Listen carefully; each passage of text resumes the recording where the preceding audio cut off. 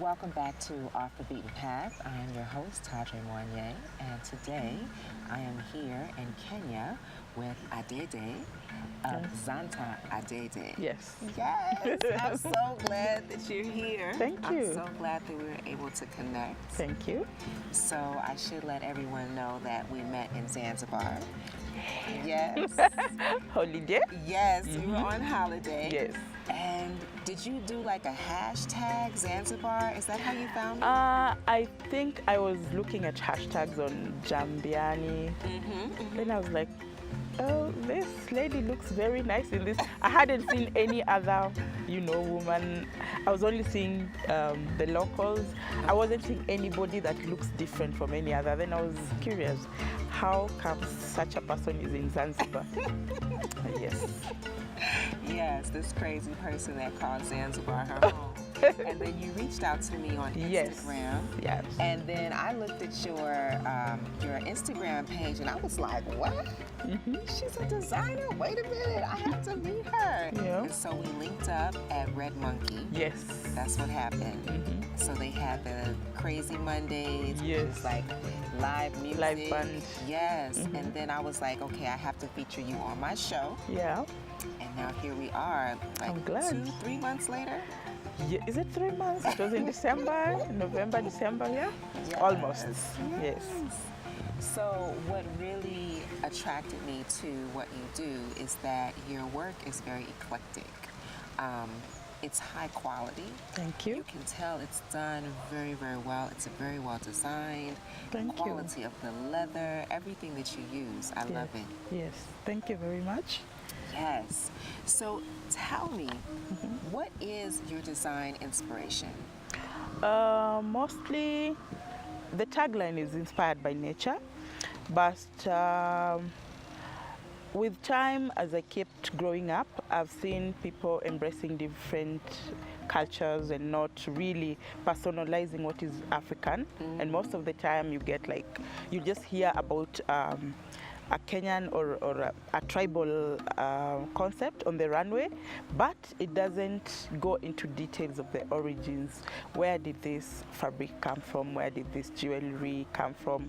I mean, most of the jewelry that is worn by Africans or Kenyans or my tribe Luo, they were guided by age sets, seasons, and things like that. So I try to bring that into modern contemporary look so that it fits into fashion and modern day look. It doesn't come out exactly as it was in the past years when our grandparents and forefathers were there, but at least it gives a story about how they used to dress and all that. I love that. Yes. I love that because that's one of the conversations that I have with African designers. Like, really, what is African design? Yes. Technically, anyone who is African and who is designing they're creating African design. They're creating African art. Yeah. But there's so much that we import, right, from Belgium, from Asia, that we think is African, but essentially it's not. So I love that you're taking from your own culture. Yes. Now, you mentioned seasons. Yes. Okay, can you expound on that? In regards to season, it's like we do not have seasons like the European countries. We mostly have rainy and sunny season, planting season. So there's different dressing when people are planting maize, when people are in celebratory mood, like when people are getting married and all that. So every occasion has a different guideline in terms of dressing. Yes. Yes. Okay, wonderful. Now, when I first met you, You mentioned to me that you used to live amongst Maasai women. I was born amongst the Maasai women. Okay. My mother was a teacher in a remote village somewhere near the border. So that's where I was born. Actually, my first language was Maasai. Wow. Yes. That's when I later learned of my tribe, which is Luo. Then I learned my language. So basically, I have assimilated with both tribes. Yes. How old were you when you learned Luo? Old, around 16. Really? Yes. So your mother... But we used to speak at home, but not so fluently. Then later, my mother got a transfer to the village. Then I learned more from the village. I see. Yes. And so here, yes, we have beading. Yes. Is that you bringing in the Maasai cultural influences? Exactly, yes. And actually, interestingly, even Luos had beadwork. They were quite bold with beads and leather and brass. Really? Yes. Tell me more about the Luo, because I'm not familiar. Well, apart from the fact that we are said to be very proud and, you know, that's the assumption in a lot of... we are also deep-rooted in culture and family. So I think it is a beautiful tribe.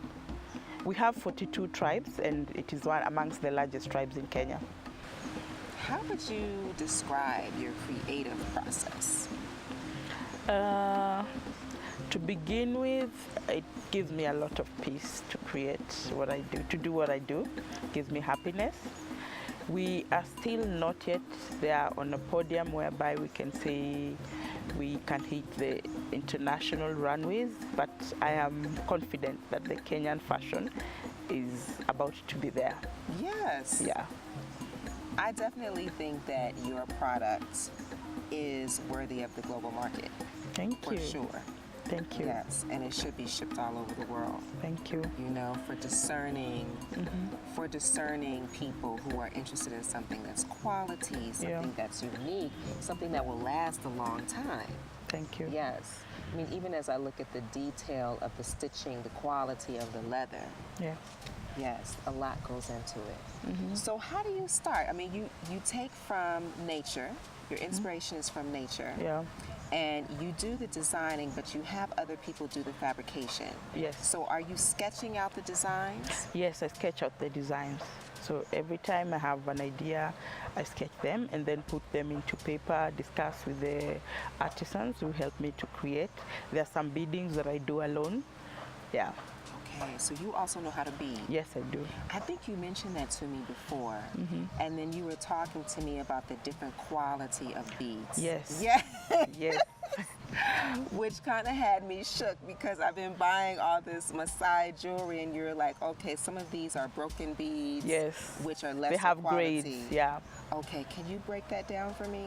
They're actually just two. Okay. So for a layman, when you're going to buy the beads, you buy the beads in a string. Those are good quality beads. But when you buy them in a packet without the strings, they are not, I wouldn't want to say they are rejects, but they're second grade. I see. Yeah. That's something that we should all know. Yeah. So you also do custom pieces. A lot. You have a space in the village market in Nairobi where you showcase your work, but you also do custom pieces, and you're going to do a custom bag for me. I cannot wait. Yes, okay. With your name. So, my name is going to be on it too? Okay. Sure. You know what, this concept of custom making came about because there's a client I used to sell bags to, but every time she went with the bag, either the daughter takes the bag, the sister, so I made it with her name. It has never disappeared again. Yes. So now if somebody needs, they just make an order and I make for them with the custom, with the name. It becomes, nobody wants even to take it. They just admire and say, oh, I need one like that. Exactly, because it's got somebody's name on it. Yeah, you can take it. It won't disappear. Yeah. Wonderful. Now, as a designer, would you say that you have certain challenges? What would your challenges be as a designer here in Nairobi? Mostly accessing global markets and also regular trainings on, like I belong to this platform, the She Trades. I do a lot of online courses on management, on leather creativity. They have different types of trainings that you get to undergo online.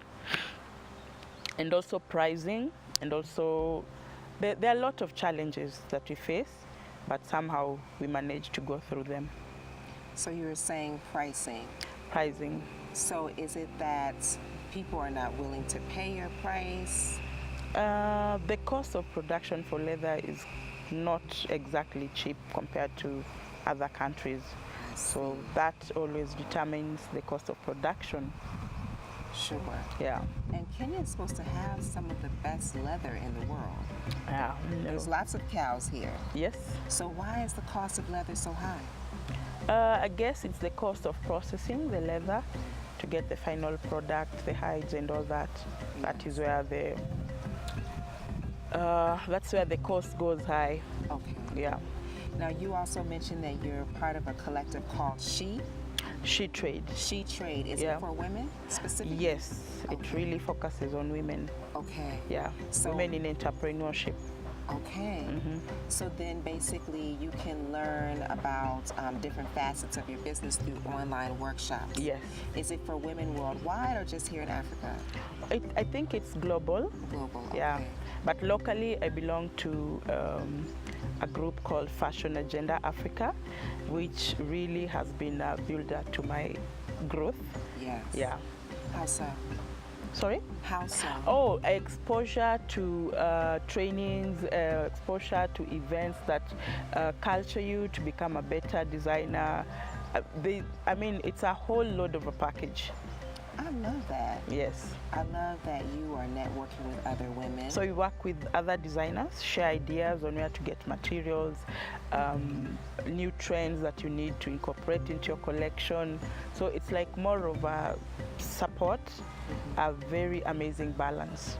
Okay. Yeah. So when did you start designing? Maybe I started as a kid I think my mother beat me up several times for tearing up her fabric. Oh, wow. So years later when I started, I kept buying African jewelry, but the problem is I couldn't get something unique that I would feel, because you would get like a neck piece, but they're like 100 pieces everybody's wearing. So I decided to start making for myself like 3 to 4 years ago. What did you start with? Earrings. Okay. So every time I would make, my friends would take them away. Then I said, okay, let me turn this hobby into a money-making venture. Now, when you were doing the earrings, when you first started out, was it beading? Stones. There's a shop in town that sells different kind of African stones from West Africa, brass. So I used to go and collect them, check YouTube, and then do them. But now you're working primarily with brass, yes? Yes. Okay, so you have brass, you have horns. Horn? Yeah. Okay. And different stones. And where do you source from? We have shops in Nairobi that stock them, and also I get to create the horns and bones into the desired designs that I would like to use. Yes. Yeah. I didn't realize how malleable horns were. They are. Once you heat them up. They are. Yes. Yeah, and very beautiful. They really are. Yeah. Do we have a piece here that has that features a horn? This is, where is it? Yeah.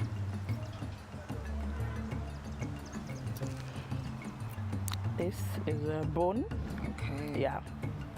Wow. So it ends up being a very beautiful piece.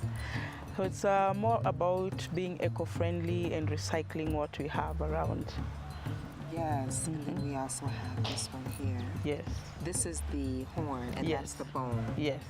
Okay. The horn is a bit smoother than the horn. Okay. Yeah. The horn is smoother than the bone. Yes. What would you say is one of your triumphs being in this business? I would say every day when I'm able to create something that any woman gets to wear and feels like they're complete. Yes. It is a win for me. Wonderful. Yes. I love that. And I love that you have this beautiful space here. Yes. And I also love that you have a shop. One of the things that I see a lot of creatives doing is they're working alone in solitude. Yeah. And they're not really pulling from their environment to create more. They're not really getting rejuvenated by being around other creatives, but it seems like you've got that worked out. Working alone would not make me go far. That I can say for sure. Because at times I even share sketches with my fellow jewelry designers, and then we discuss, we make changes, a few changes, and they do the same to me. So you were saying that in your ethnic group, people wore bone, they wore brass, horn. Yes. Do you, and you've incorporated this into your own design? Yes. Do you plan on incorporating another medium, like maybe silver or gold? I would like to have an identity from, I don't know, I need to also find out if they had silver and gold in my, I think aluminum would be ideal. I have a few pieces in aluminum, but not silver and gold for now. I see. Yeah. But the aluminum would also capture this, the need to have that, that silver patina. Yep. Yes. Now, what's next for you? Maybe, who knows if we can hit the New York Fashion Week? Who knows? I was told to always pick the biggest, so New York is it. Yes, it is. New York Fashion Week is next. You're a mother. A mother to one? Me, yes, a mother to one. A mother to one. Yes. And you also have other interests. Yes. Where do you find the time? It is crazy, I tell you. I honestly don't know how I managed to make it, but somehow when I'm concentrating on ZANTA creating, I am more alive. That's all I know. That's what feels well, occasionally I do get to work with my daughter, but her interests are not in fashion. So how do you work together? I try to take her through, but I know she's not interested. So the only bit that she gets interested in is helping me calculate how much money I've made. So. So that's one of the things that I noticed about you when I met you. You're very proud of your daughter. You showed me pictures of her, afro hair. Yes. She's away in school. Yes, she's. Now, what I'm learning about being in East Africa is that in Africa in general, family is very important. Extremely. Extremely important. Yes. And you have one. I know. I know. Are you think you have another? No. I'm done, I think. I mean, I don't know. There's that aspect whereby family expects you to have children, a lot of children, but I wouldn't like to have children that I cannot manage. I cannot provide for them, cannot give them education, health. I cannot take them to, I mean, I can't give them the comforts that I would desire my children to have. So when you have like 6 children, you even lose, I mean, you lose everything. It's not in a bad way, but just have children you can manage so that you don't go and disturb people. Oh, help me pay school fees, help me do this. It's not fair to anybody. I totally agree with you. Yes. I totally agree with you, but when I have these conversations with people here, whether it's in Zanzibar or Uganda or even Kenya, it's like, Jah will always provide. It's okay. Things will work out. It's like, I mean, you don't need to push burden to God. You need to have a conversation. Like, I have this one child. I want this child to have the best. Give it to that. I mean, you can't push it to the limit. I do want to talk some more. Like, I want to delve more deeply into your designs. This right here is very unique. Yes. It's not just a cuff. Like, I'm wearing a cuff right now. This is like a super cuff. Yes. Okay. So where did this, I have it on wrong. Let me put it on the right way. Where did this design concept come from?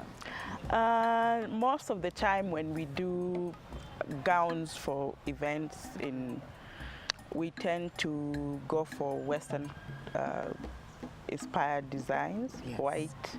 But then I thought having a big brass scarf would bring some African concept into dressing up for events. Yes. So you just definitely pop out and stand out when you go in a black dress, long sleeved or short sleeved. Everybody will be like, yeah, okay, that is unique. Yes. Yeah. This is a piece that you can dress up or down. Yes. And obviously you can wear it with earth tones, but even with the black, like you mentioned, would look wonderful. Yes. Now, this here, you could have easily created a necklace and had a clasp. Yes. But this is almost like a neck cuff. Yes. So how did you come up with this design? It's the story behind it is that I was thinking of how life in reality goes in zigzags, but eventually you'll get a smooth path on where you're destined to be, and it's almost near your heart. So I love that. Life and destiny, it goes in zigzags. Yeah. You never know where it's going to go. Yes. But eventually everything aligns. Yes. And it is near your heart. Wow. That's really powerful. Thank you. Because I am a believer in the law of attraction. Yes. And this is basically the law of attraction. When you're in alignment, you're doing things that are closest to your heart, that resonate with your heart. Yeah. Yes. So whenever you're wearing a piece of jewelry, it's not like you're just wearing jewelry. There's the emotions connected to it. And then the piece that you're wearing, is it one of your new designs? Yes, it's about symmetry and how it fits into our daily lives. Like, you can be anything you want to be, you can be anyone you want to be, in whichever situation. You only need to believe in yourself. Symmetry. Yes. Because it looks like it wouldn't hang properly. Because it doesn't seem symmetric. It doesn't seem symmetric. It almost reminds me of a mobile. But how do you see symmetry in that piece?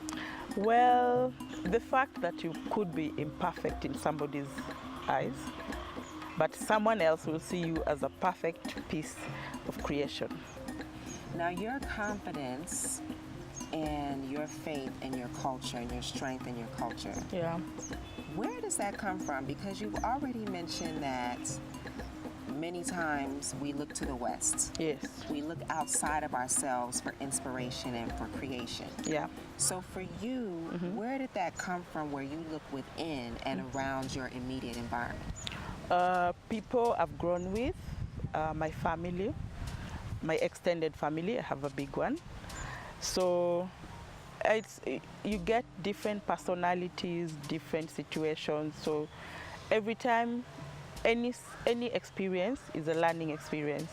So you don't rubbish anything that you come across. And humility has to be part of it, and treating people right. That's so true. Yeah. That's very true. So I know for me, I grew up in Southern California, Hollywood, a very plastic place. It can be very plastic.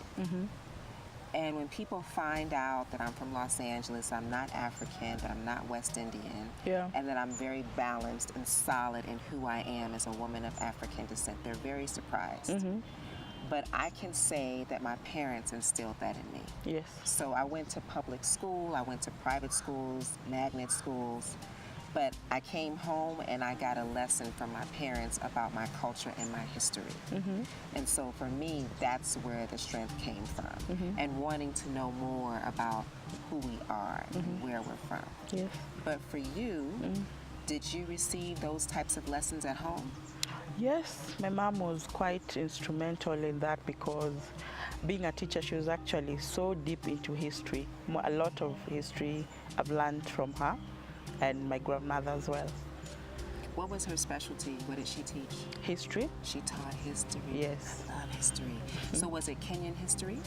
No, our curriculum embarks on global history. Nice. So we learn everything across the continents. That's nice. So it's so surprising that there are actually people, when you travel and people ask you, where is Kenya? Is Kenya an African country? Then you're trying to figure it out. How do I respond to this? Because then it keeps going back to the back of my mind, like, are these people taught the history of Africa? So are you from Africa? Do you live with lions? Are the questions you get, and you're like, why is this happening? So, well, we are exposed, we are good, we are learning, but we are still holding on to our cultures. Yes, in America, for a long time, we thought we were the center of the earth. And I think since 9/11, it's awakened us up that there's more out there. Yeah. But I can tell you my own curriculum. I learned American history and I learned geography. That's it. It wasn't until I went to university and that I actually elected to learn about other cultures. My minor was in African studies. Yeah. That's when I started to learn more. But imagine a whole country of people, they only know their own history, and we don't even remember it. That is so strange, because in Kenya, I think they start with you start with the localities, you learn about Kenya, you go to East Africa, you go to West Africa, Central Africa, then now you explore the other continents. That is how we learn about the whole world. Thank you for joining us on this episode of Off the Beaten Path. Tune in for the next episode where we take you to our Adeyde's favorite places in Nairobi.